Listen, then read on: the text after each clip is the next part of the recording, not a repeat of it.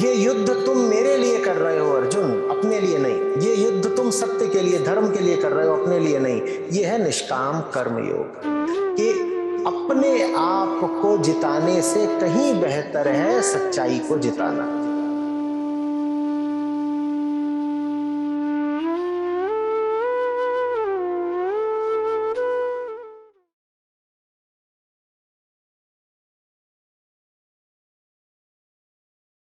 माने जो भी तुम कुछ सोच रहे हो उसका निगेशन। का अर्थ होता है बियॉन्डनेस।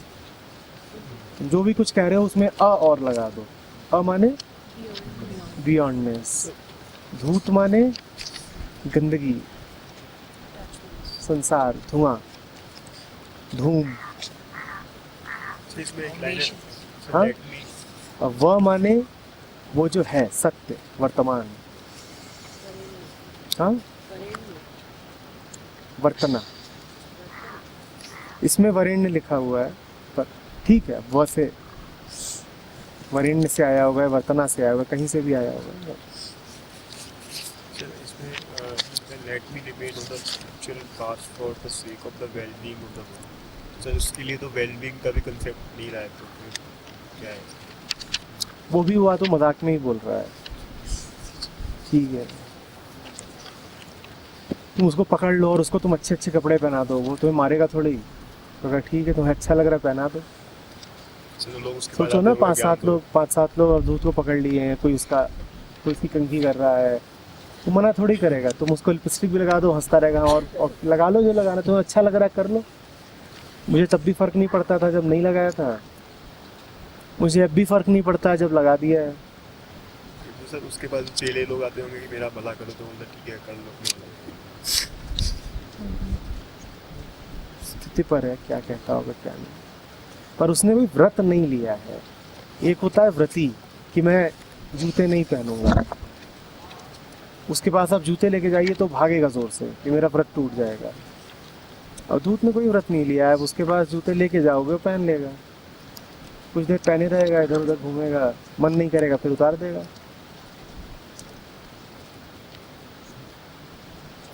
सर से कोई परहेज नहीं है, उसने कोई यम नियम का पालन नहीं किया है।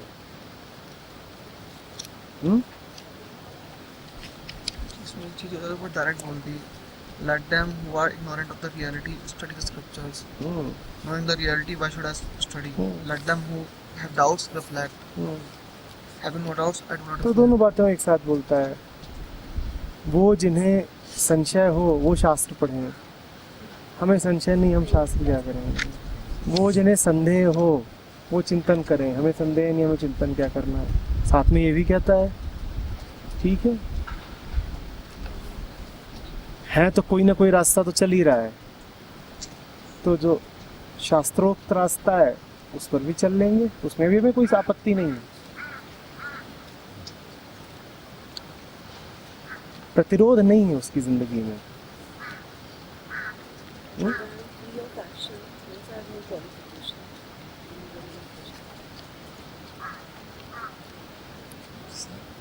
यहाँ पे लिखा है when the results of action set in motion are exhausted, the habitual usage ends. This world will not cease even with repeated meditation unless such actions are exhausted. यानी कि अगर कोई अपने मौन स्वभाव को जान भी ले तो जो चल रहा है वो तो चलेगा ही। ऐसा नहीं जो चल रहा चलेगा ही, कुछ जो बिल्कुल तुम्हारे होने के साथ ही जुड़ी हुई वृत्तियां हैं वो चलेंगी कुछ समय तक। कुछ समय तक तुम्हारा देह भाव चलेगा। ये नहीं कहा है कि जो चल रहा है चलते ही रहेगा, जिंदगी जैसी है वैसी ही चलेगी। सिर्फ ये कहा है कि पूर्ण ज्ञान के बाद भी वृत्ति नाश में समय लगता है। मोमेंटम से रुकने में टाइम लगता है। पर तुम्हें खुश करने के लिए नहीं कहा है कि अभी तो मेरे मोमेंटम को रुकने में टाइम लग रहा है, मैं क्या करूं, मैंने तो ब्रेक लगा ही रखे हैं।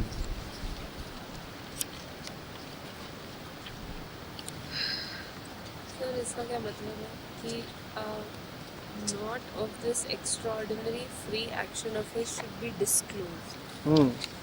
This is not for exhibition. This is not for demonstration.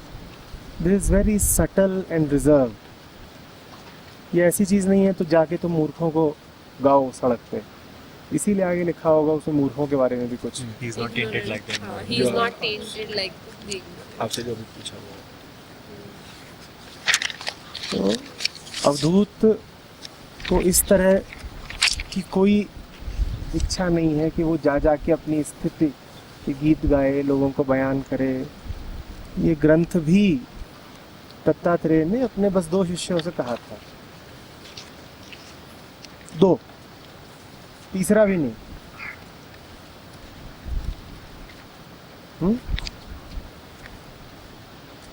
और दत्तात्रेय थे तब उनके पास कितने, 2, बस खत्म।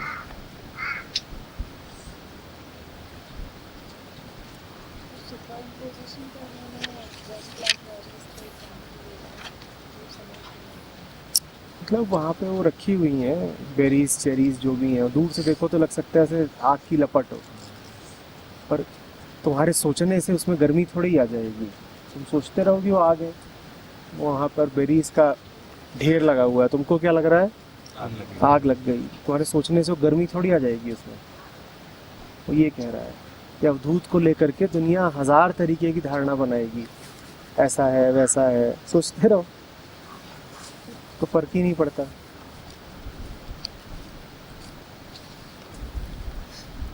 डायजनीस के बारे में बताते हैं अवधूत।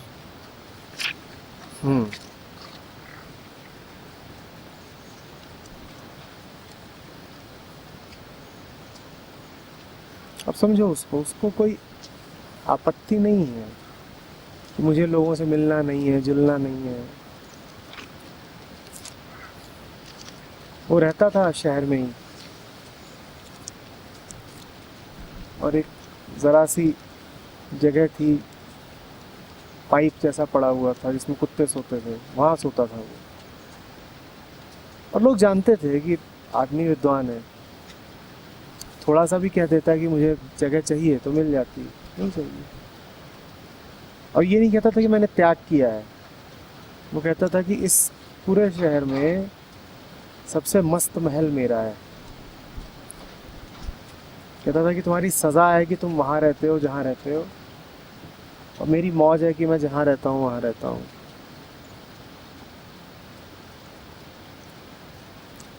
डायोजनीस पड़ा है नदी किनारे, सिकंदर उसके पास जा रहा है, तो सिकंदर से न तो भाग रहा है न सिकंदर को भगा रहा है, वो सिकंदर से बात कर रहा है, बल्कि आमंत्रित कर रहा है, और लेटो। तो तुम ये भी नहीं कह सकते कि वो संसार का परित्याग कर चुका है ना, कुछ भी नहीं। शहर में रहता है, बादशाहों से बातें भी कर लेता है जब मौका मिलता है, लेकिन उससे कोई खुजली नहीं है कि मुझे दरबार में जगह मिलनी चाहिए। हम अपने आसन में, अपने आश्रम में लेटे हुए थे, मौज ले रहे थे, धूप ले रहे थे नदी किनारे। तुम आए हो, तुम्हारा स्वागत है। हमने नहीं त्याग किया है कि अरे अरे हम तो अब दुनिया के हैं ही नहीं, तो हम किसी से न बात करें। हम बिल्कुल बातचीत करेंगे, लेकिन हमें कोई लालच नहीं है कि हम तुम्हारे पास आए और नाक रगड़ें और तुम्हें ज्ञान दें और फिर तुमसे दक्षिणा मांगे। आप आओ, आपका स्वागत है।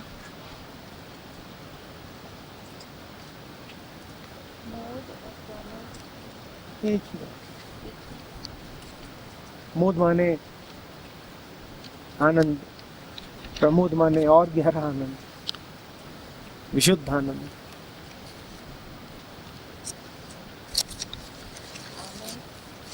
वो सब वही, मुदिता वो भी वही है।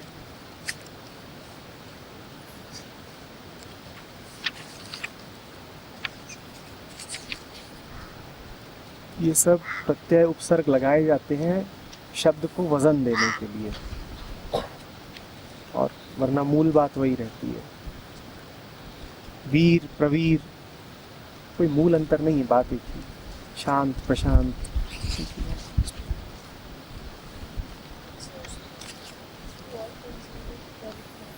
through all consuming correct knowledge, Sadish, Brahmanish, loved subjects, Ashwamedh sacrifice for the needs.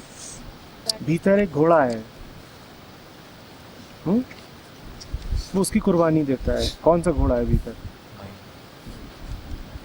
तो इतना पगला नहीं है अवधूत की बेचारा कोई घोड़ा घूम रहा हो खेत में सड़क में, उसको जाके पकड़ के मार दिया, या कि इतना लालची हो कि घोड़ा दौड़ा दिया कि जहाँ जहाँ जितनी दूर तक घोड़ा होके आएगा वो राज्य हमारा हो जाएगा। अश्वमेध का यही होता, राजा करते थे,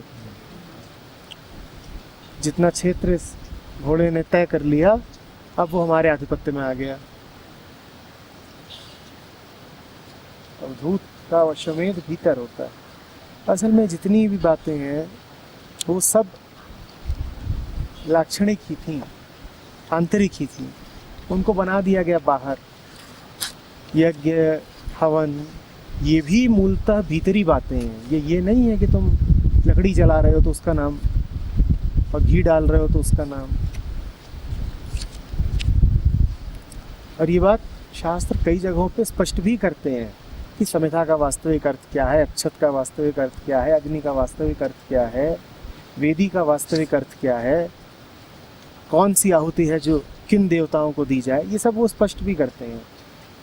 लेकिन वो जो स्पष्ट करते हैं उसको मानना हमें भारी पड़ेगा ना, अहंकार को भारी पड़ेगा, तो हम उन बातों पे ध्यान ही नहीं देते। हम उन अंशों को पकड़ के बैठ जाते हैं जहाँ पर स्थूल बात लिखी हो कि चावल डाल दो, रोली डाल दो, नारियल फोड़ दो। अब नारियल का वास्तविक अर्थ खोपड़ा है, समझ रहे हो बात को? तो मंदिर में जा करके नारियल फोड़ना आसान है, लेकिन मंदिर में फोड़ना क्या होता है वास्तव में? खोपड़ा। तो हम क्या देते हैं, नारियल ही खोपड़ा है।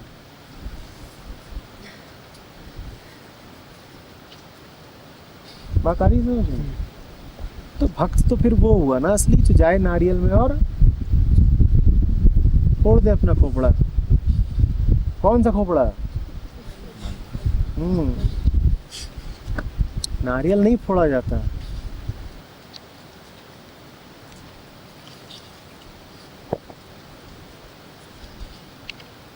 एक भी जो विधि विधान बना है वो इसलिए नहीं बना है कि तुम उसको भौतिक बना दो, पदार्थगत रखो, सिर्फ उसका स्थूल रूप ही देख पाओ।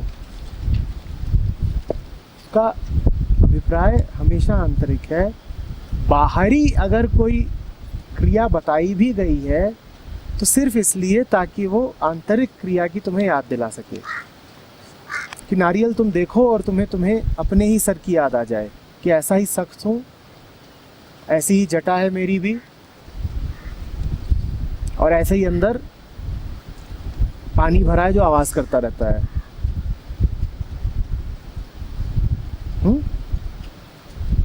अब तुम नारियल फोड़ो और अपने खोपड़े की याद ना आए तो क्या नारियल फोड़ा?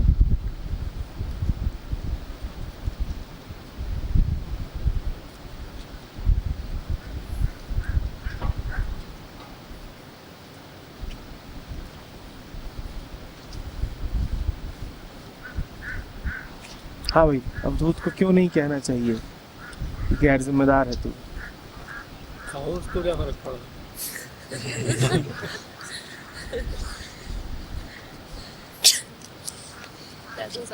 हम नहीं कह रहे उसे फर्क पड़ रहा है कि नहीं, हम कह रहे हैं हम क्यों ना कहें। हम अपने कर्तव्य की बात कर रहे हैं। अगर हम कहेंगे कि वो रिस्पॉन्सिबल है तो हम खुद को रिस्पॉन्सिबिलिटीज के प्रिजन में रखेंगे।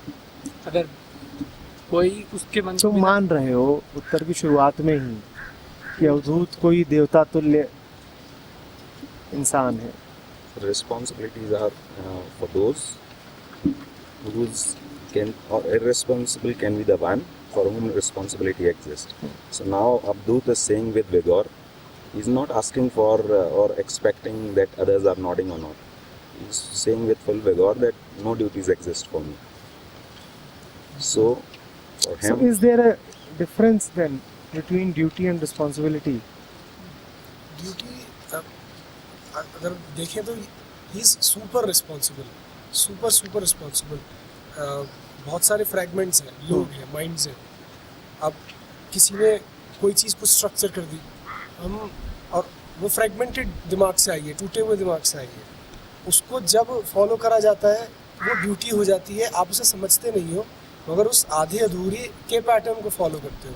ही super responsible probably because he is responsible for what the God says, for the flow of the God. So his responsibility is helping every fragment, but every fragment thinks that because he is not following the fragmented pattern, he is irresponsible.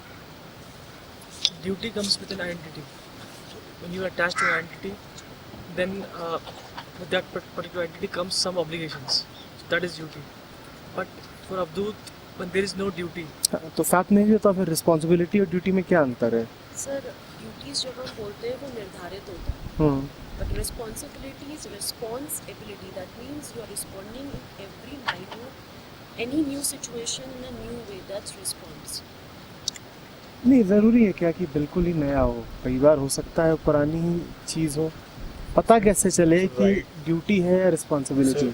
Sir हम लोग ego के कारण हम लोग अपने ही concepts के accordingly act करेंगे, तो और उसको अगर रेस्पॉन्सिबल या इनरेस्पॉन्सिबल बोलेंगे तो वो कंसेप्ट्स के अकॉर्डिंगली ही बोलेंगे कि अगर वो ये सेट ऑफ एक्शंस कर रहा है तो रेस्पॉन्सिबल है, अदरवाइज नहीं है। बट सर वो एक्शन ज़रूरी नहीं कि राइट एक्शंस हो, एक्शंस ऑफ एग्जिस्टेंस। तो रेस्पॉन्सिबल होने का मतलब है कि ability to give the right response all the time. Responsibility cannot be in a pattern. Duties are always in a pattern. तो सर अगर there is no ego and there is no concepts in mind, then the actions will come from God directly. अच्छा, जब हम कहते हैं आमतौर पे कि कर्तव्यों का पालन करो, जिम्मेदारी की बात करते हैं, तो हम कोई ऐसी चीज़ कहते हैं जिससे कि घर, परिवार, समाज का और अंततः पूरे विश्व का कल्याण होगा, है ना? कि ये अच्छी चीज़ है, इससे सबको फ़ायदा मिलेगा, इसीलिए करो। फलाने की सेवा करो, फलाने को प्रेम करो, फलाने को सहारा दो, यही सब तो कर्तव्य माने जाते हैं ना। अब मैं ये पूछ रहा हूँ, अवधूत का होना विश्व के लिए कल्याणदायी है या नहीं है? उसी का होना कल्याणदायी। कैसे कैसे? जल्दी मत बोलो। वो जो भी करता है प्यार यानी प्रेम से करता है, उसके ऊपर रिस्पॉन्सिबिलिटी। वो तो कह रहा है मैं कुछ करता ही नहीं। असली कल्याण वही है कि आप अपनी ईगो को समर्पित कर पाओ। आप किसके, मैं वर्ड बड़ा लूज इस्तेमाल कर रहा हूँ, बट आप किसके एजेंट बन के उस रिस्पॉन्सिबिलिटी को वो हो रही है रिस्पॉन्सिबिलिटी। अगर कोई चीज़ है तो एक सवाल हल्का सा पूछा जाना चाहिए, नॉट इन अ थॉटफुल वे, कि फॉर व्हाट, फॉर हुम। नहीं, मैं बहुत सीधे सवाल कर रहा हूँ। ये दुनिया है, हाँ ये दुनिया है, और दुनिया माने तुम जानते ही हो क्या है।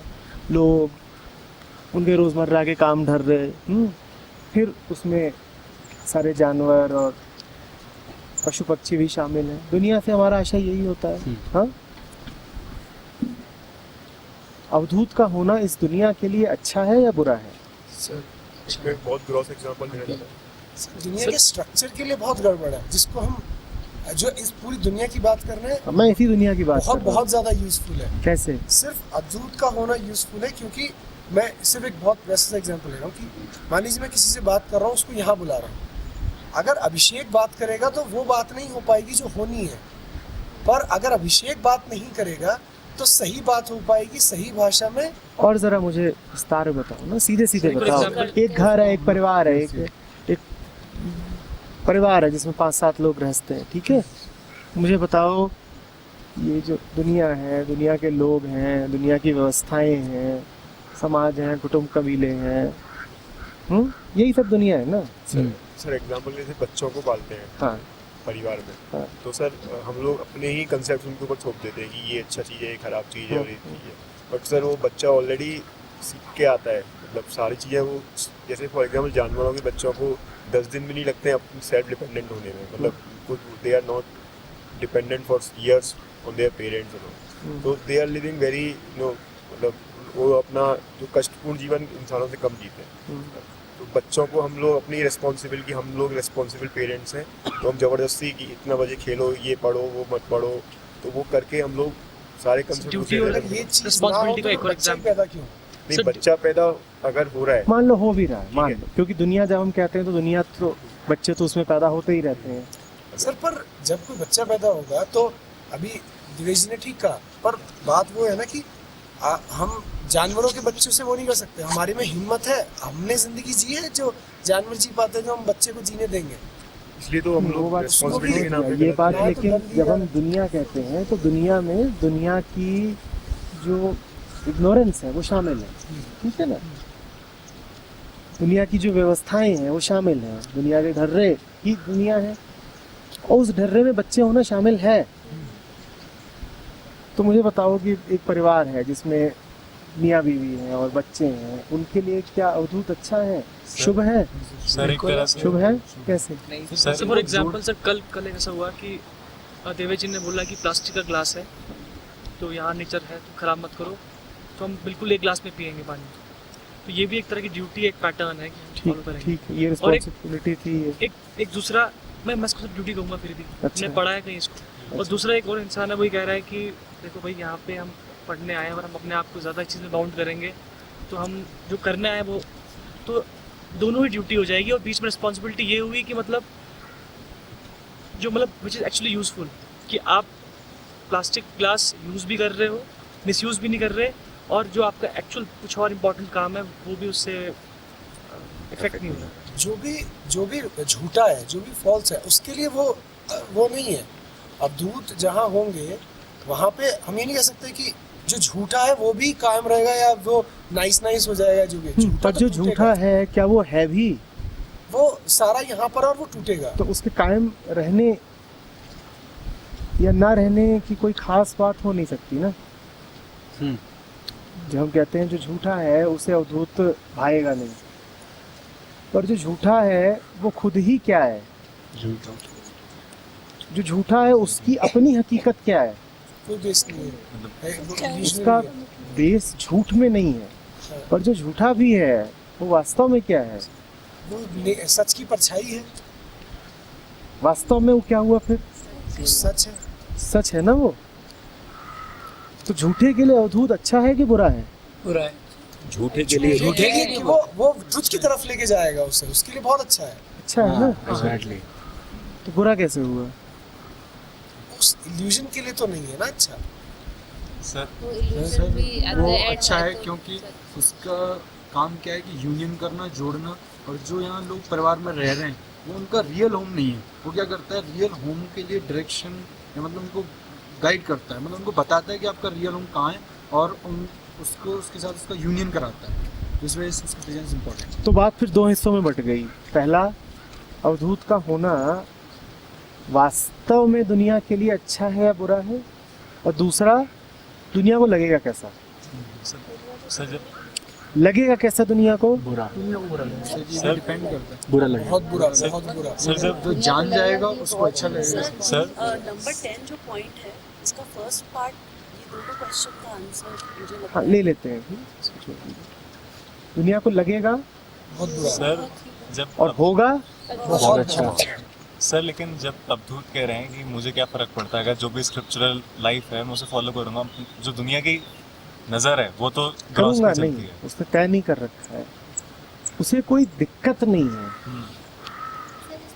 उसे किसी लाइफ से कोई दिक्कत नहीं है, क्योंकि कोई भी लाइफ उसकी मूल मुक्ति को छू नहीं सकती है, खराब नहीं कर सकती है, दाग धब्बा निशान नहीं छोड़ सकती है उस पर। जब वो कहता है कि मुझे जो शास्त्र सम्मत जीवन है वो जीने में कोई आपत्ति नहीं है, तो तुम इस बात को समझो कि आपत्ति तो उसे किसी भी चीज से नहीं है। उसे आपत्ति है ही किससे, या है किसी से? आपत्ति तो उसे किसी से भी नहीं है ना। तो कभी पढ़ रहा होगा, अचानक नहीं उठ के चला भी जाएगा। चला भी जा सर ये भी कहना कि मैं ड्यूटीज को फॉलो नहीं करूंगा, ये भी एक तरह की ड्यूटी होगी। और मुझे फर्क नहीं पड़ता, ये भी एक कंक्लूजन है। पढ़ा है वो स्क्रिप्चर से, शास्त्रों से पढ़ा है, और जो बोल रहे हैं वो लाइफ जो बीइंग है वो इट हैपेंस एज सच कि वो बोले काफ़ी चीज़ें नहीं फॉलो करता। नहीं फॉलो करता, मौज में आ जाए तो कर भी डालेगा। लेकिन ये समझना मत पक्का कि करता ही रहेगा, कुछ पक्का नहीं है। मौज है तो कर रहा है, और हो सकता है कि वो बहुत सदाचारी गृहस्थ बन के निकले। अब मौज नहीं आ रही तो ठीक, अब नहीं माने। So his life does not give any personality. छोटे बच्चों को देखा है, खेल रहे हैं पूरी तन्मयता के साथ, उठ के चल दिए।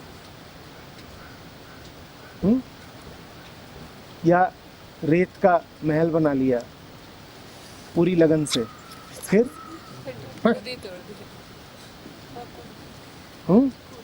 कूद गए उसी के ऊपर। तो ऐसा, और इसमें भी कुछ पक्का नहीं है कि वो कूद ही जाएगा उस पर। बना के छोड़ भी सकता है, ये भी हो सकता है कि बना के अगले दिन फिर लौट के आ जाए। तुम कुछ कह नहीं सकते, उसके बारे में तुमने कह ही दिया तो फिर वो तुम्हारे संसार का हो गया।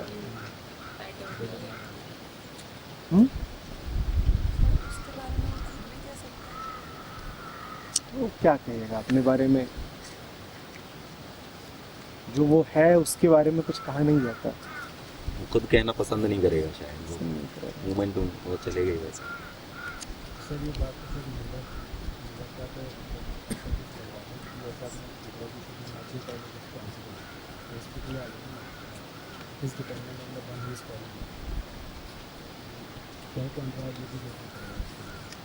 उस सवाल को ऐसे पढ़ो कि all responsibility is presumably towards welfare of the world. तो अवधूत का होना दुनिया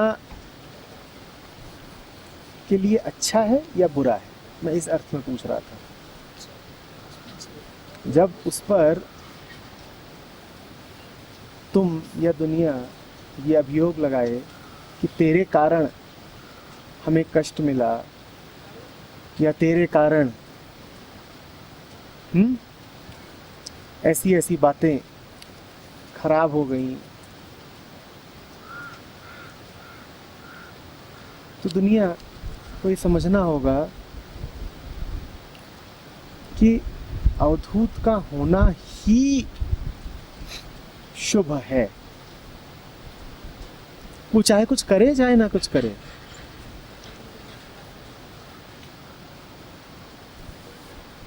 ऑस्पिशियसनेस, सुंदरता, शुद्धता,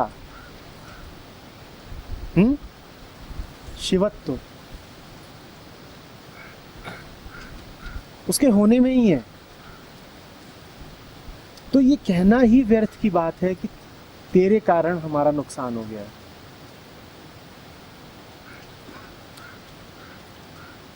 उसके कारण जो भी हो रहा है वही शुभ है। और अगर तुम्हें लग रहा है कि तुम्हारा नुकसान हो गया उसके होने से, तो फिर तुम ये देख लो कि तुम कौन हो। शिवत्व से यदि तुम्हारा नुकसान होता है तो इससे शिव पे कोई अंतर नहीं पड़ता, लेकिन इससे तुम्हारी पोल जरूर खुल जाती है।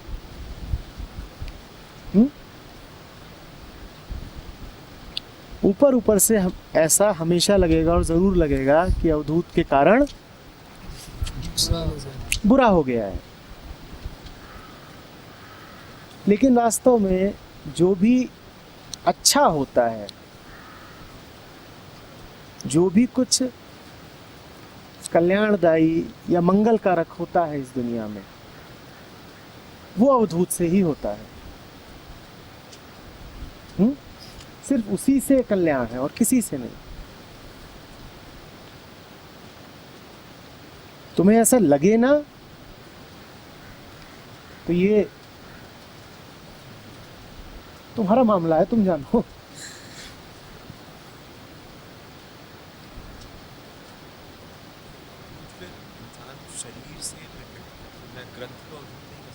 हाँ कह सकते, क्यों नहीं कह सकते। इंसानी शरीर की तो बात नहीं। देखो अवधूत माने क्या, वो जो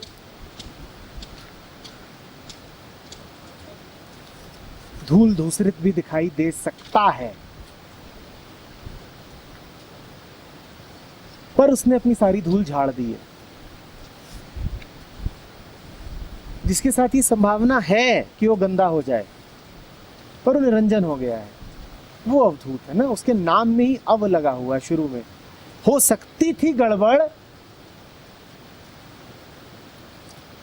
हुई भी कदाचित, पर फिर हमने उसको झाड़ दिया। अवधूत, उसका नाम ही नेति नेति है। जिसकी सफाई हो गई हो वो अवधूत। तो ग्रंथ की क्या तुम सफाई करोगे?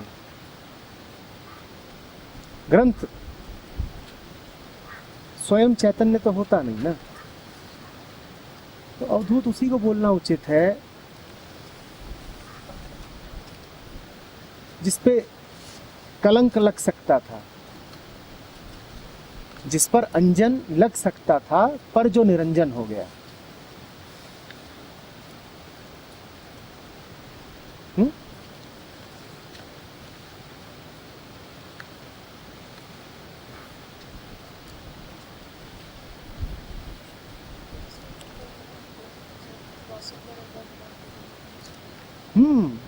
क्रॉसिंग द रिवर भी नहीं है अवधूत का। वो हर समय नहाता ही रहता है नदी में। उसको ये भी नहीं है कि मुझे पार कर जानी है। वो कहता है घर है मेरा, यही है। वो हर समय नदी में ही है और गीला होने से भी उसे कोई इतराज नहीं है। वो ये भी नहीं कह रहा है कि I will cross the river without getting my feet wet. वो कह रहा है काय को?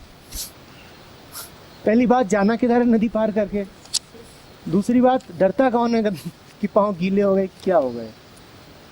ये रही नदी, छपक छपक बच्चे की तरह, जितना नहाना है नहाओ, पूरे गीले हो जाओ।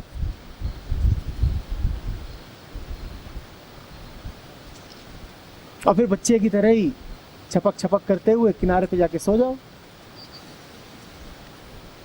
कहीं पहुंचना नहीं है उसे, कोई मुक्ति अब उसके लिए साध्य नहीं है कि तरना है कि वैतरणी के उस पार ना, कहीं किसी पार नहीं जाना है। पर ये भी नहीं कह सकते कि वो मुक्त है। सिर्फ यही कह सकते हो। पर वो तो बचा ही नहीं, तो मुक्त कौन है? तो मुक्ति वही है ना जो न बचने का नाम है। किसी को मुक्ति थोड़ी ही मिलती है। इसको सर दूसरे तरीके से है कि मुक्त कौन जो बंधा हुआ है, तो वो बंधने और मुक्ति के दोनों के पार है। एक मुक्ति होती है जो बंधन का द्वैत विपरीत होती है, और एक मुक्ति होती है जो मुक्ति और बंधन दोनों का आधार होती है। इन दोनों मुक्तियों में अंतर करना जरूरी है। इन दोनों मुक्तियों में वही अंतर है जो सुख में और आनंद में है।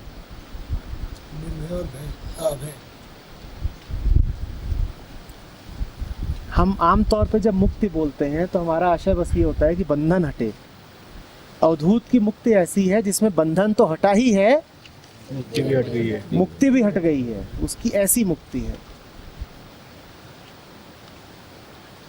उसको चाहो तो एक नया नाम दे दो, विमुक्ति।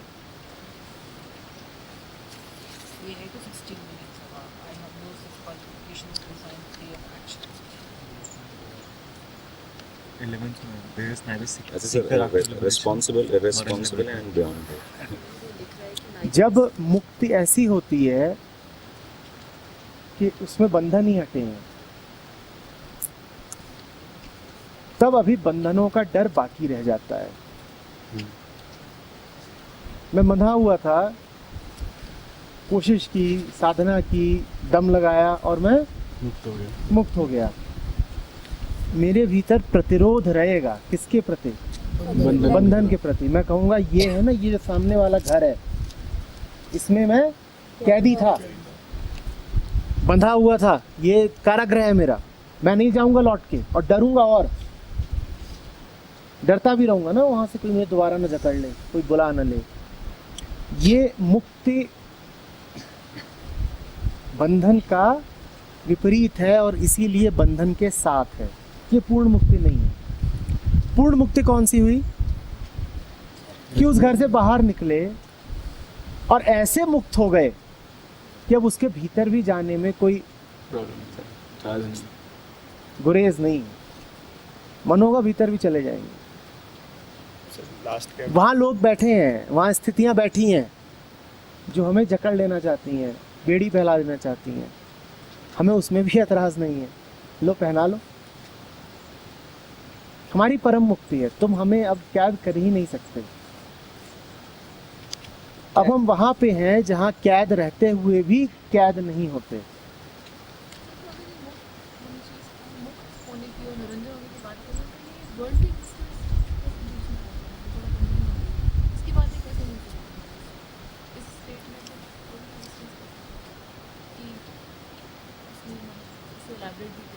क्या समस्या है वर्ल्ड के साथ? वर्ल्डली एग्जिस्टेंस एक चुनौती क्यों है? समस्या क्या है? ये रहा वर्ल्ड, इसमें समस्या क्या है?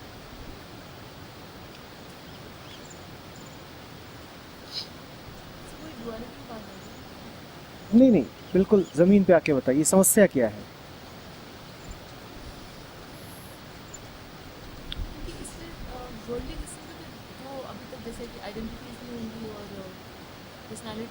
क्यों आइडेंटिटीज क्यों होंगी? वर्ल्ड है, ये रात, ये सूरज है, ये घास है,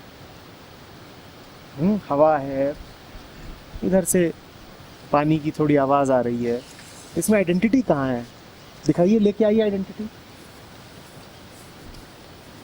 आधे घंटे का समय दें, कम से कम एक आइडेंटिटी लेके आइए।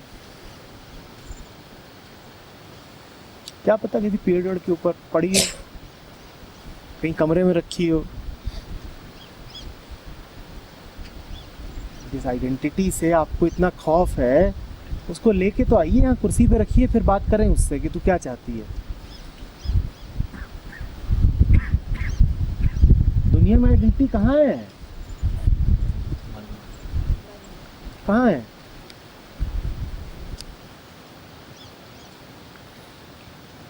ये जो दिखाई दे रहा है ना दृश्यमान जगत, ये बहुत मस्त है। संसार को मत कहिए कि समस्या है। संसार और समाज दो अलग अलग बातें हैं। आपको समस्या होती है समाज से और आप नाम लगा देते हो संसार।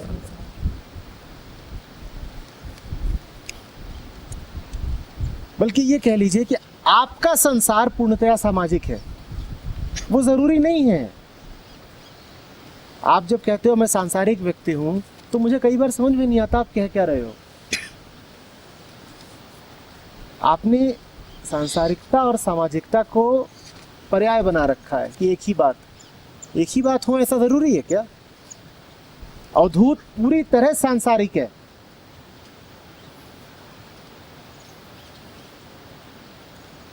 आपसे कहीं ज्यादा सांसारिक है। मैं बताता हूं कैसे ज्यादा सांसारिक है। आप नंगे पांव इस घास को छूते डरती हैं। ये घास संसार है ना, अवधूत खेलता है इसके साथ, उसे इसे छूने में कोई आपत्ति नहीं है, वो लेट जाएगा, लौट जाएगा। तो संसारी कौन हुआ? वो संसारी है, आप समाजी हैं। परम मुक्ति तब हो गए तब माया लीला बन जाए।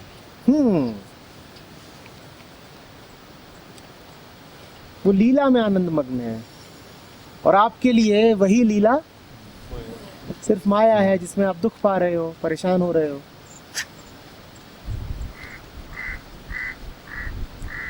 कोई ये ना सोचे कि मुक्ति का मतलब है दुनिया को छोड़ देना।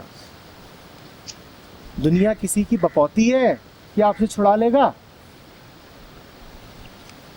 कोई आएगा आपको लाइसेंस देने कि तुम सांस ले सकते हो, तुम रोशनी ले सकते हो, तुम विचार कर सकते हो, तुम समझ सकते हो, इन सब बातों को आपको समाज ने दिया है क्या कि समाज आएगा आपसे छीनने? कोई छीन सकता है तुमसे? अभी जो तुम सुन रहे हो तुमसे कौन छीन सकता है? तुम किसी को देखते हो, इंसान को, जानवर को, या सिर्फ आसमान को, और तुम्हारे मन में प्रेम उमड़ता है। कौन छीन सकता है वो प्रेम तुमसे? पर तुम लालची हो, तुम उन चीजों में फंसे हुए हो जो तुम्हें मिली है समाज से।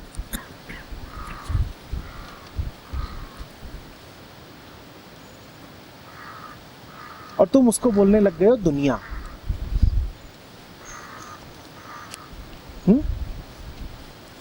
वो दुनिया नहीं है।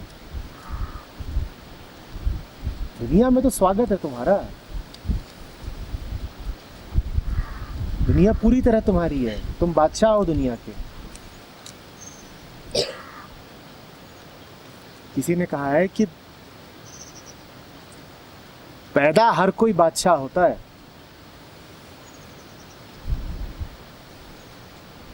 भिखारी कोशिश कर करके बनता है। एक के बाद एक सीढ़ियां चढ़ता जाता है, चढ़ता जाता है। भिखारीपना दर्जा 1, भिखारीपना दर्जा 2, भिखारीपना दर्जा 3।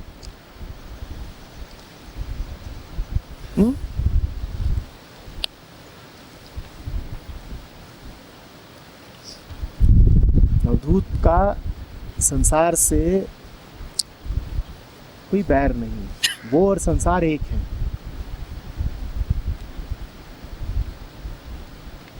वो वहां उधर बैठा हो पहाड़ पे, पेड़ के तले, तुम उसमें और पेड़ में कोई अंतर नहीं कर पाओगे, तुम उसमें और पहाड़ में भी कोई अंतर नहीं कर पाओगे, एक है सब। वो नहा रहा हो नदी में, तुम उसमें और नदी में अंतर नहीं कर पाओगे। वो पड़ा हो घास पे, वो घास जैसा ही दिखेगा, तुम उसमें और घास में अंतर नहीं कर पाओगे। अप्रतिरोध का नाम है अवधूत।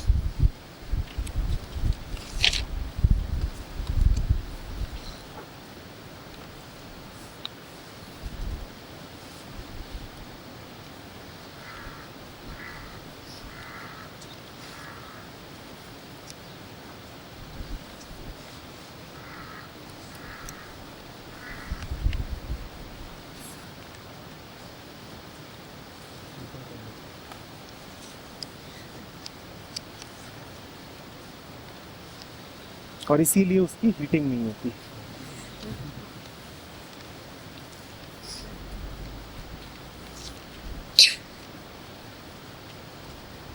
क्या इसके स्तर होते हैं? जैसे बंधन है, फिर मुक्ति है, फिर विमुक्ति है। देखो, जब तक घटना मन के दायरे में घट रही है ना, हमेशा उसके तल होंगे, स्तर होंगे। वो तो आखिरी बात होती है जब तुम्हें पता चलता है कि सारे ही तल झूठे थे। ऐसे समझो कि तुम एक सपने से दूसरे सपने में जाते हो तो पिछला सपना कैसा लगता है? झूठा है ना, उसकी कोई कीमत नहीं रह जाती है। फिर उससे अगले सपने में गए तो पिछला सपना क्या हो गया? झूठा। ये तो जगने पर ही पता चलता है कि जितने सपने थे सभी झूठे थे, सारे ही तल झूठे हैं। ये बात बहुत आखिरी है, जिसको हम कहते हैं ना लेवल्स ऑफ कॉन्शियसनेस। वो सब झूठी बातें हैं, लेकिन ये परम अवेयरनेस की बात है कि आप ये समझ जाओ कि all levels of consciousness are false. इतना ही काफ़ी है, अभी तो इतना ही काफ़ी है कि तुम एक तल से दूसरे पर जाओ जिसमें पिछला तल झूठा दिखाई दे। अभी इतना ही काफ़ी है।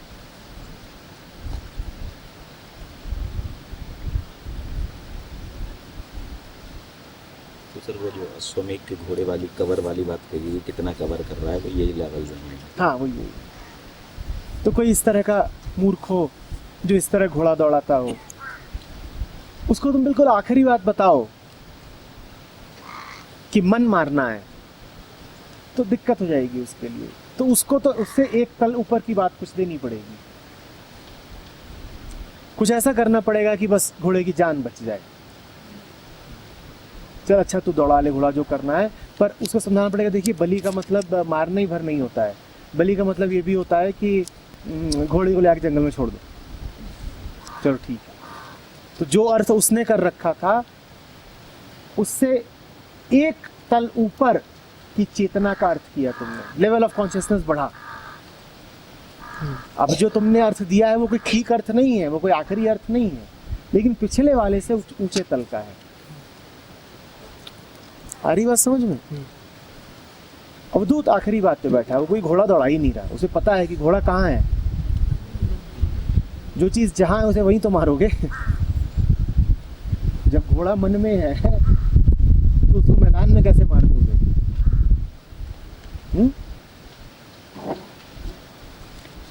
इसमें भी जैसे भी बात हो रही थी, बंधन, मुक्ति और विमुक्ति, मैं दो चीज़ अपने नोटिस करी। विमुक्ति बहुत फैसिनेटिंग लग रही थी, क्योंकि एक तो उसमें बंधन के लिए स्थान है, उसमें बंधन के लिए स्थान है, जो बंधन में अभी कर रहा हूँ वो चीज़ कर सकता हूँ, और उसमें बहुत था कि अच्छा वाह क्या विमुक्ति है, क्या बेहतरीन चीज़ है। फ्रीडम फिर गंदी लगने लग गई थी, डर्टी लगने लग गई थी। और एक दूसरा, जब अभी बैठे हुए थे वहाँ बैठे थे, फिर आपके पास यहाँ आके बैठे, मतलब मैं तो दिमाग बिल्कुल सुन्न था, फिजिकली सुन्न था, बिल्कुल चल रहा था, रीडिंग चल रही थी, बहुत मज़ा आ रहा था पढ़ने में। जब आपने सवाल पूछा रिस्पॉन्सिबिलिटी वाला, मन ऐसा हुआ कि सबसे धमाकेदार जवाब दे दो जल्दी से, और ऐसा जवाब हो कि आपकी तरफ से एक एक्सप्रेशन आए, वाह क्या बात कर दी, एकदम ऐसा सा कुछ कि मतलब फाइनल, उसके बाद किसी का जवाब ना आ पाए। वो जो समय था, और वो जो समय था, वो सेकंड वाला पनिशमेंट था, गंदी वाली पनिशमेंट था वो। तो इसीलिए तो दत्तात्रेय कह रहे हैं कि अवधूत इन सब बातों को उनसे कहने में कोई रुचि नहीं रखता जो मूर्खता में ही लिप्त है।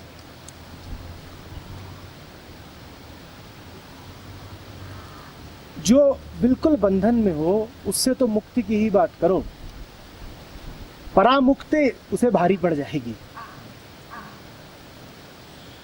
जो बंधन में हो उससे तुम मुक्ति की ही बात करो, विमुक्ति उसे पचेगी नहीं, वो उसका इस्तेमाल कर लेगा, है ना, जिसे हम कहते हैं को-ऑप्ट।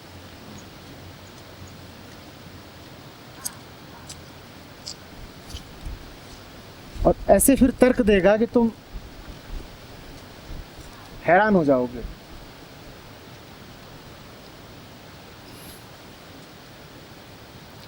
ग्रंथ तुम्हें बड़े सटीक तर्क देते हैं, ग्रंथों के तर्क को काटना बड़ा मुश्किल होता है। जबरदस्त किस्म के तीर हैं, या ऐसे कह लो कि मोस्ट एडवांस्ड मिसाइल है। तो ये ध्यान रखना बहुत ज़रूरी होता है कि ये जो मिसाइल है किसके हाथ में पड़ रही है।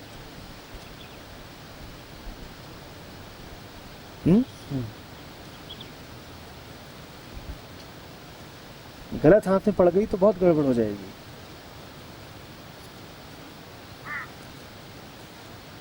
यही समझ के गुरुओं ने हमेशा अधिकारी की मांग करी थी। उनका जीवन बेशर्त होता है, पर इसमें वो शर्त जरूर रखते हैं। कहते हैं हम बात करेंगे ही नहीं जब तक हमें पक्का नहीं है कि तुम बात सुनने के लायक हो।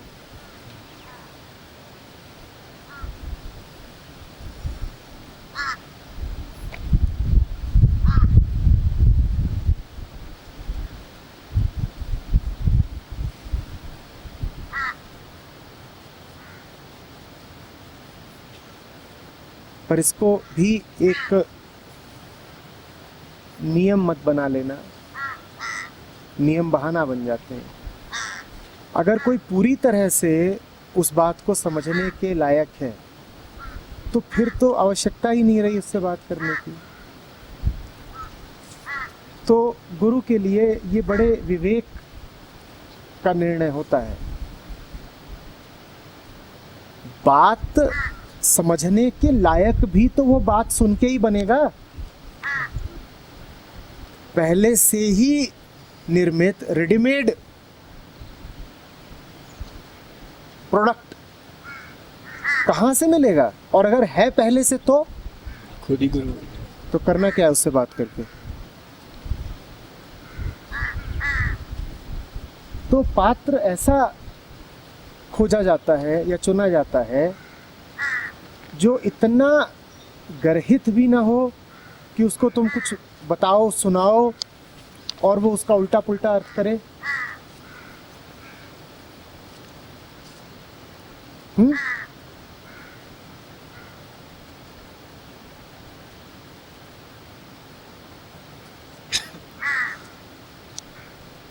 ऐसा हो पात्र जो जब सुने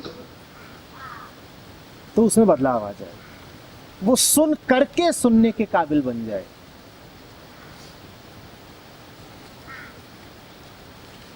ग्रंथ यदि तुम्हें समझ में आने लगे तो अपनी पीठ मत ठोकने लगना, ग्रंथों को धन्यवाद देना, क्योंकि समझने के काबिल भी तुम्हें ग्रंथ ने ही बनाया है। गुरु की बात भी अगर तुम्हें समझ में आने लगे तो ये ना कहना मुझे समझ में आ गई, ये कहना कि बात ऐसी थी कि मेरी समझ जागृत हो गई।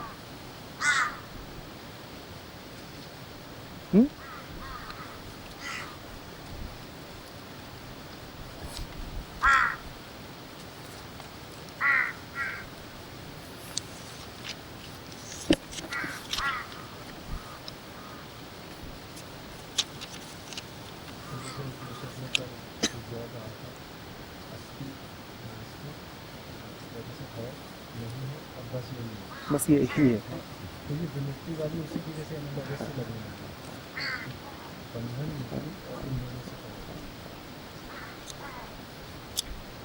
विमुक्ति शब्द को शास्त्र इस अर्थ में नहीं प्रयोग करते हैं। अभी तो बातचीत में ऐसे ही करते करते मैंने बोल दिया है, तो खोजने मत लग जाना कि विमुक्ति का यही अर्थ है कि नहीं।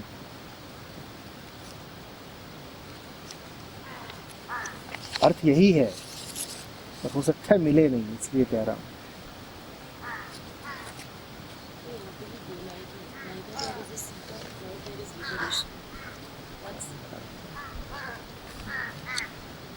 सीकर वो हो जो अभी द्वैत में जीता हो। मुक्ति उसके लिए जो बंधन को बंधन मात्र देखता हो, शिव रूप न देखता हो।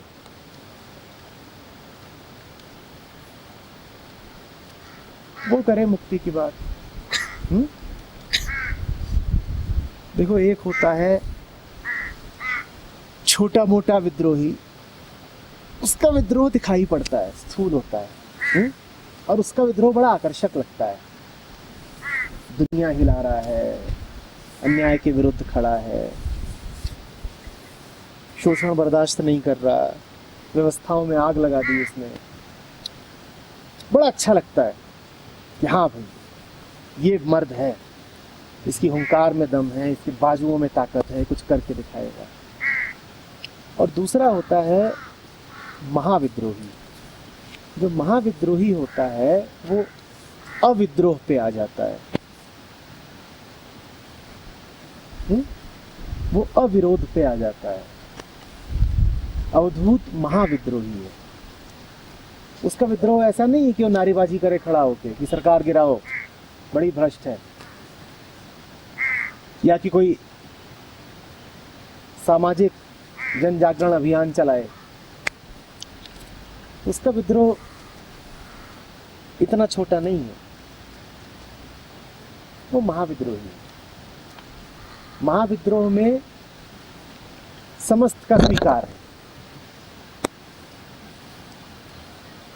अब ये बात बड़ी अजीब है। छोटे मोटे विद्रोह में क्या होता है?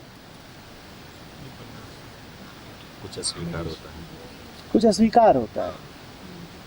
छोटा मोटा विद्रोह ऐसे है जैसे दो मुक्केबाज लड़ रहे हो, दोनों के मन में ये डर है कि सामने वाला है तो मेरी टक्कर का ही, मेरी ताकत बहुत होगी पर सामने वाले की ताकत से ज्यादा नहीं है, बात बराबरी की है। तो फिर जम के घूंसे चला रहा है, पसीना बह रहा है, डरा भी हुआ है, योजनाएं बना रहा है। और अविद्रोह कैसा होता है?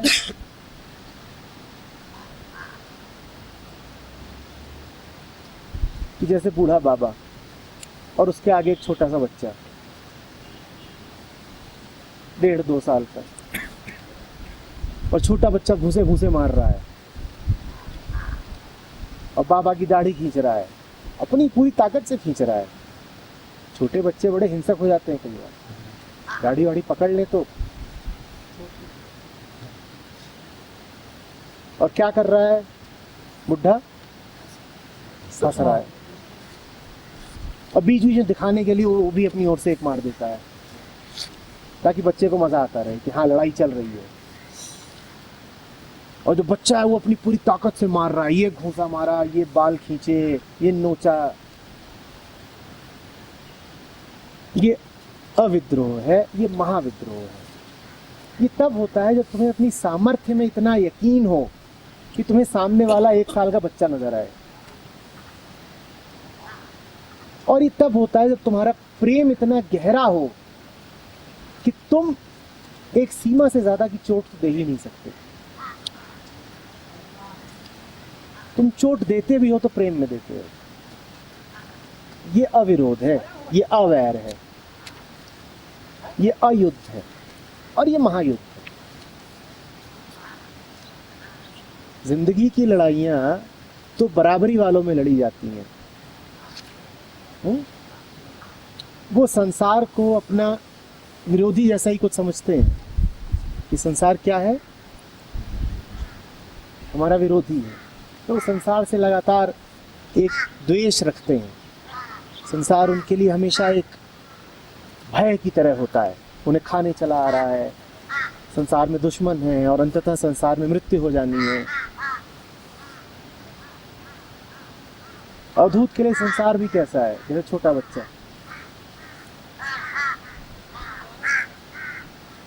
आओ मारो मुझे। और ऐसा नहीं जब तुम मुझे मारोगे तो मैं तुम पे ध्यान नहीं दूंगा, जब तुम मुझे मारोगे तो मैं पूरी तरह से जुड़ जाऊंगा तुम्हारे साथ और तुम्हें यही लगेगा कि मैं भी तुम्हें मार रहा हूं पलट के। छोटे बच्चे को क्या लगता होगा? वो भी तो लड़ रहा है, देखो ना, बाबा भी लड़ रहा है, बाबा भी अपनी ओर से बीच बीच में 1-2 दे देता है। महाविद्रोही विद्रोही से मजे लेता है। महाविद्रोही विद्रोही से मजे लेता है। तो अवधूत ऐसा है। अलिप्तता और निर्लिप्तता में यही अंतर है। अलिप्तता में अभिलिप्तता से थोड़ा डर बाकी है। अभी तुम्हें लगता है ऐसा कि कहीं फंस ना जाऊं, और निर्लिप्तता में तुम कहते हो आओ फंसाओ, हम फंसने के लिए आए हैं। तो सुना है ना कि पता नहीं किसकी है, शायद डायोजनीस की है या किसकी है, अवधूत ही था और नंगा अपना इधर उधर घूम रहा है जंगल में, और सुंदर कदकाठी मजबूत। उस जमाने में गुलाम खरीदे बेचे जाते थे।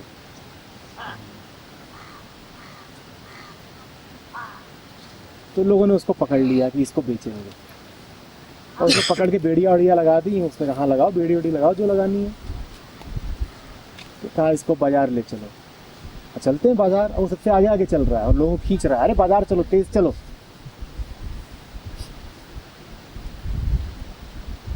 उसको डर नहीं है कि बंधन में डाल दिया, उसको बंधन में आनंद है। पहले ऐसे जंगल में घूम रहे थे, वैसे ही अब बंधन में घूम रहे हैं, कोई अंतर ही नहीं पड़ा। और फिर कहानी कहती है कि वो बाजार पहुंच गया और वहां पर एक मंच सा कुछ बना रहता था जिस पर खड़े करके गुलामों की नीलामी होती थी। तो जाके सबसे पहले खुद ही चढ़ गया उस पर और चिल्ला रहा है, कोई है जो इस बादशाह को खरीदे? है कोई गुलाम जो इस बादशाह को खरीदे? खरीद भी लिया होगा किसी ने, कौन जाने।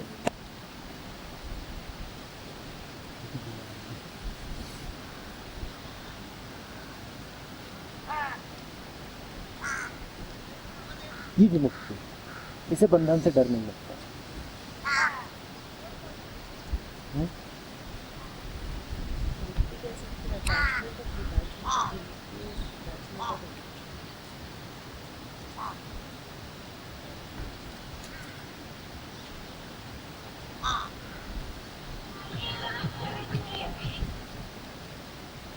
कंसेप्चुअलाइज न करिए, थोड़ा बस शांत ध्यान। सर कैंप में पिछले कैंप में जब आ रहे थे गाड़ी में ओशो का चल रहा था डिस्कोर्स, तो उसमें बता रहे थे कि ओशो को जेल में डाला था तब, तो जब वो छूटे जेल से तो एकदम वैसे ही फ्रेश थे जैसे पहले थे। उनसे पूछा कि तुमको तो मतलब इतना टॉर्चर किया हम लोग जेल में रखे, तो क्या है? बोलते मैं था ही मैं जेल में था ही नहीं, जेल में जिसको रखे कोई और था। हाँ, ये सब बताने के तरीके।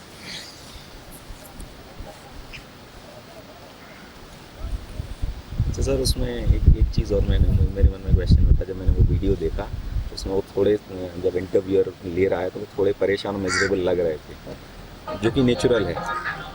तो देखने वाले को ये लग सकता है कि ऐसा क्यों है, क्योंकि वो अपने नेचुरल एक्सप्रेशन में है, क्योंकि बॉडी जो एक्सप्रेस है अंदर से, चाहे जो भी हो, लेकिन बॉडी तो वैसे ही होगी ना जैसा शायद। नहीं, अवधूतों को उनके संयमित व्यवहार के लिए कभी नहीं जाना जाता कि अवधूत है तो उसके व्यवहार में,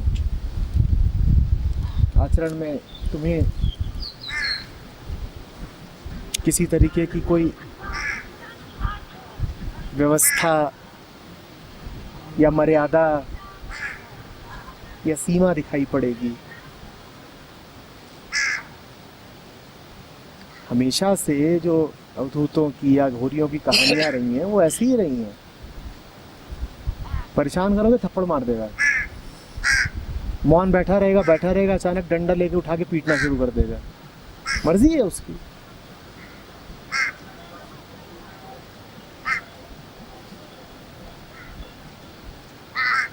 अभी गए थे वहाँ पिछले साल कानपुर में गंगा के तट पे, तो कोई बता रहा था कि यहाँ पे एक अघोरे की कहानी है, पहले आके बैठता था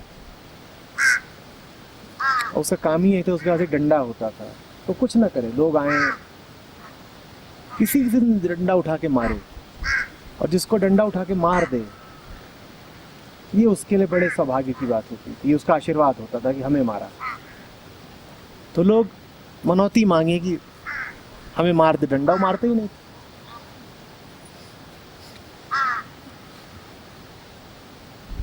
जो पूरी जनमानस में भी छवि रही है, लोक परंपरा में भी जो चित्रण किया गया है अवधूत का, वो वैसा ही है। औरतें खासतौर पे घबराती थीं, गांव की औरतें, इसका कुछ पता ही नहीं चलता, नंगा और रहता है, बच्चों को देख लें उसकी तरफ जाते हुए, बच्चों को बड़ा आकर्षण हो, ऐसों को देख के बच्चे बिल्कुल चहक जाते हैं, ये मिला अपने जैसा। बच्चे भागें उसकी ओर, औरतें पीछे से रोएं, चिल्लाएं, पकड़ें, अरे रे रे गया मेरा लाल।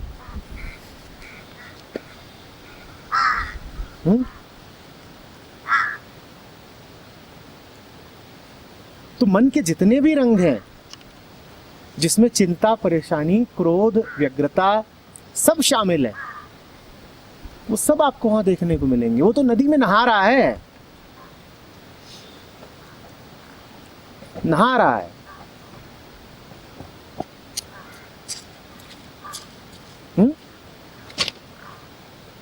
उसने कुछ नहीं त्यागा है, पूरा क्रोधी है। शिव हैं अवधूतों के आराध्य। मौन बैठे हैं, कुछ करना नहीं, और फिर कभी कभी खुलता है तीसरा नेत्र, अब छुप लो जहां छुपना है।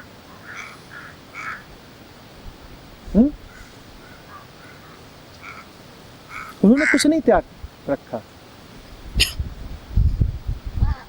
खाने पीने से कोई विशेष मतलब नहीं, पर कभी कभी देखो भांग भी चाहिए और दूध भी चाहिए।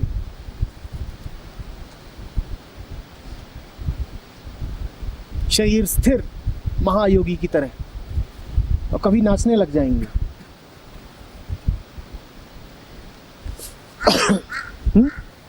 उन्होंने नहीं कह रखा कि अरे योग में कोई नृत्य जैसा तो होता नहीं,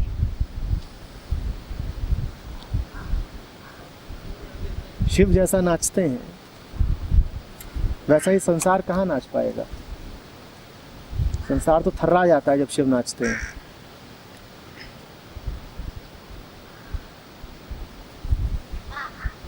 तो वहां किसी बात का अस्वीकार नहीं है। शिव को लेकर के जो कहानियां भी रची गई हैं, उसमें तुम देखो ना, एक सीधा साधा मस्त मौला किरदार तुम्हारे सामने आएगा। अब वो सब आदमी की कल्पनाएं हैं, वो ऐसा नहीं कि कोई शिव नाम का व्यक्ति है जो ये सब कर रहा है, ऐसा कह रहा है कि उसकी कोई पत्नी है, 2 बच्चे हैं और 2-4 जानवर हैं, ऐसा कुछ नहीं है। लेकिन फिर भी कहानी किधर को संकेत कर रही है, इससे किसी सत्य का पता चलता है। पौराणिक कहानियों की खूबसूरती इसी बात में है कि ऊपर ऊपर से वो सिर्फ अभिरंजना है, पर जरा ध्यान से गोता मारो, गहरे में जाओ तो बात खुलती है।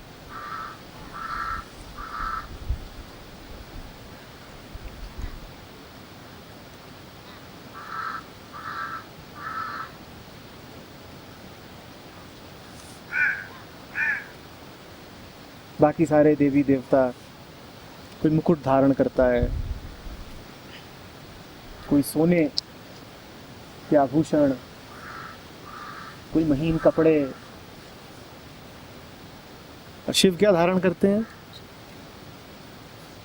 वो चंद्रमा धारण करते हैं। इससे कम कुछ हमें चलेगा नहीं,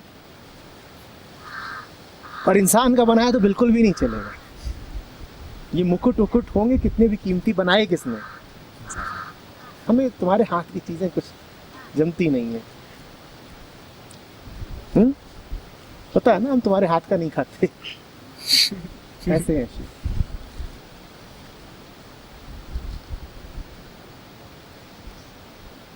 खुद अपना राख भभूत मल के रहते हैं, तुम कह सकते हो कि गंदा शरीर, हाँ ठीक ऐसे ही है, पर उनसे वो गंगा निकलती है जो तुम्हें स्वच्छ करती है। और दूध भी ऐसे ही दिखेगा गंदा, पर उसी से वो प्रवाह है जो तुम्हें साफ कर देगा।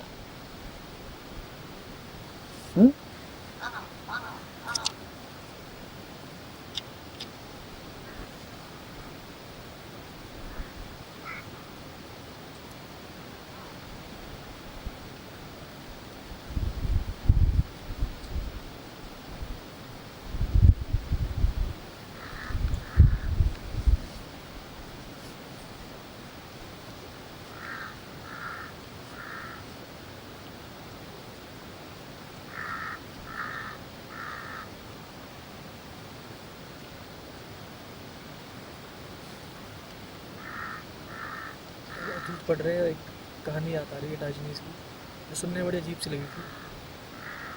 डाइजनीज एक प्रोस्टिट्यूशन हाउस जाता है और बाहर चिल्लाता है वहाँ पे बाहर की, क्या कर रहे हो? मैं घर में बता दूंगा, तुम्हारे घर में मतलब बीवी बच्चे नहीं है, क्या कर रहे हो? तो लोग उसको चुप करने के लिए पैसे दे देते हैं, चुप हो जाए, तो फिर वही पैसे लेके अंदर घुस जाता है उसी में।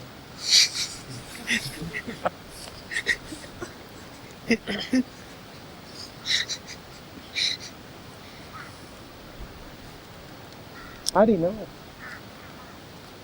तभी शिव की आराधना करना थोड़ी हिम्मत का काम होता है। रुपया पैसा मांगते तुम लोगों को देखोगे नहीं शिव के पास जाते हुए, उसके लिए और सब है। अजीब ही है, इस आदमी से रुपया पैसा किससे मांग रहे हो? रुपया पैसा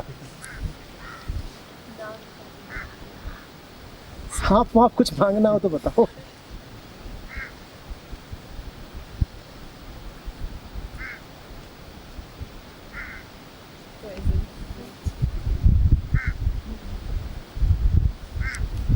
हाँ कुछ भी हो सकता है।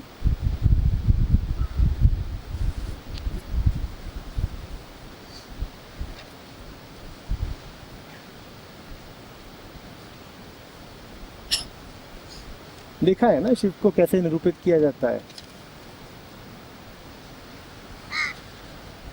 सीधे साधे शिव, पर साथ में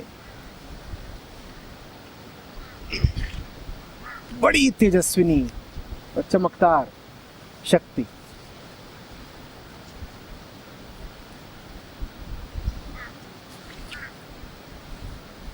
खुद वो कुछ नहीं है, पर उनके होने से शक्ति माने संसार, और उनके होने से ये पूरी चमक दमक है दुनिया की।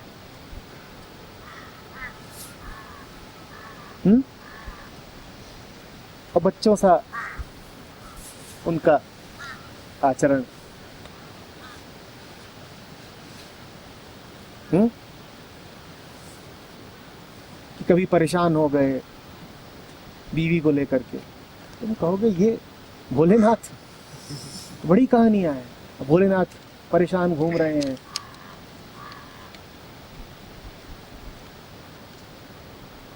पार्वती की मृत्यु हो गई है तो बिल्कुल गहरे शोक में आ गए हैं। ये कौन सा महायोगी है, बीवी के लिए इतना शोक कर रहा है? का ऐसा ही है, नदी से पार नहीं जा रहे हैं, नदी में छप छप छप छप छप छप, तो बीवी के लिए शोक करने में भी आनंद है। ठीक,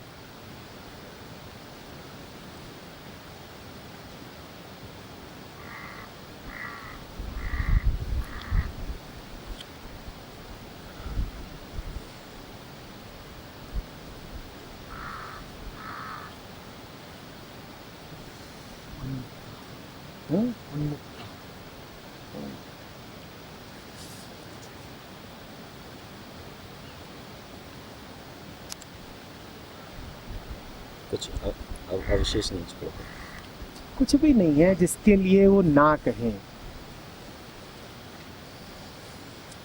सुनिए ना कहानी की, तुम्हें ऐसा लगेगा कि बिल्कुल तुम्हारे ही गली मोहल्ले की कहानी है जो रोजमर्रा में घटती है। पार्वती लक्ष्मी से मिलने जाती हैं तो लक्ष्मी अपना नया नया रिनोवेट किया हुआ फर्निश्ड महल दिखाती हैं और बोलती हैं ये देखो ऐसा है वैसा है। फिर एक दो ताने मार देती हैं कि वो तुम्हारा पति तो ऐसा ही है,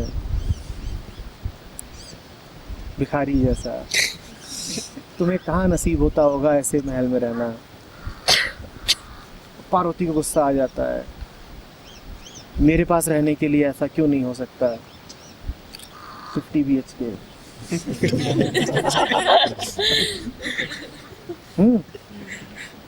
अब वो रोती हुई बिल्कुल दुख में ईर्ष्या में शिव के पास जा रही हैं।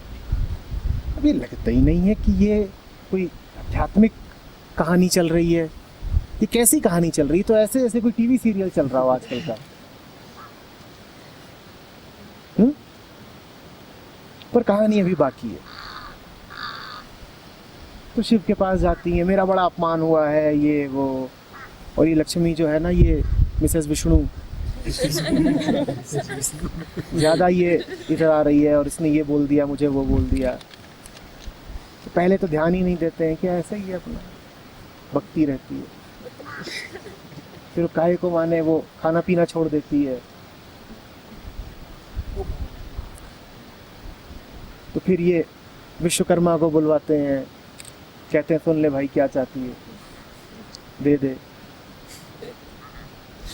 अब वो अपनी इच्छा शक्ति से महल बनाने वाले तो एक द्वीप पे महल खड़ा करते हैं, ऐसा महल जो पहले कभी होता नहीं है, और दुनिया भर की बातें।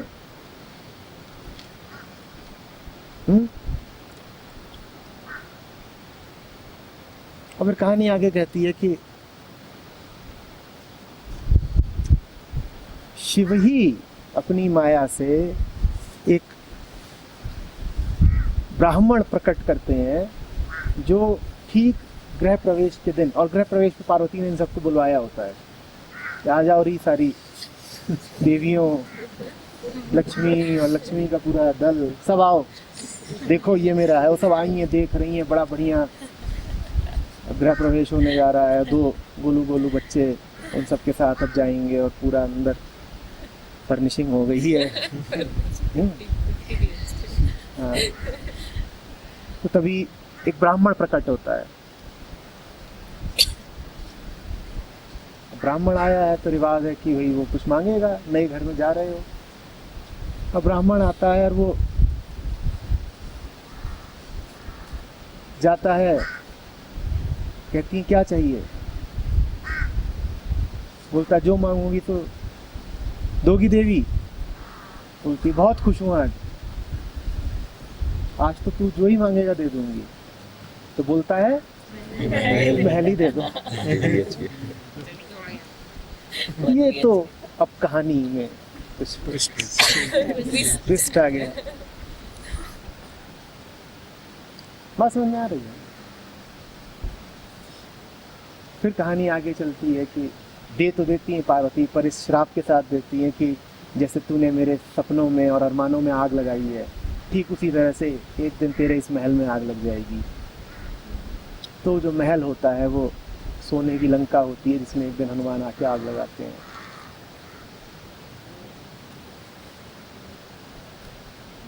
हनुमान भी उनका ही सारा। हाँ, हनुमान भी शिव का ही। वो जो ब्राह्मण था वो शिव के भक्त। हाँ, वो रावण का बाप था।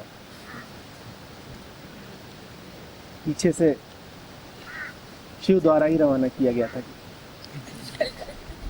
मेंटेन कौन करेगा? हर 2 साल में तोड़-फोड़ करनी पड़ती है।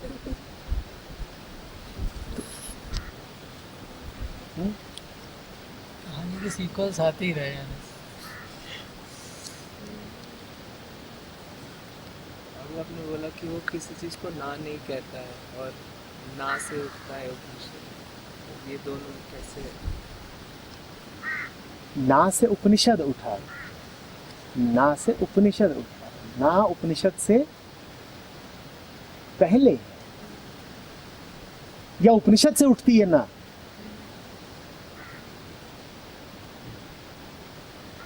ना उपनिषद से पूर्व है। अवधूत के लिए तो उपनिषद भी अब किसी विशेष अर्थ के नहीं है।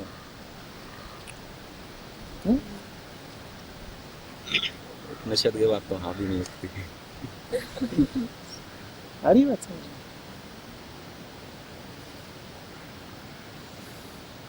शास्त्र बंधे हुए को मुक्ति की ओर ले जाने में बड़े उपयोगी हैं, पर मुक्ति से आगे जो है परामुक्ति, वहां शास्त्र भी अटकने लगते हैं। वहां कुछ और चाहिए। बंधे हुए को उसका बंधन दिखा देंगे शास्त्र, मुक्ति के लिए प्रेरित कर देंगे, पर उसको वो अस्तित्व के साथ एक ही कर दें। ऐसा होने के लिए उपनिषद के अलावा भी कुछ चाहिए, ग्रंथ के अलावा भी कुछ चाहिए।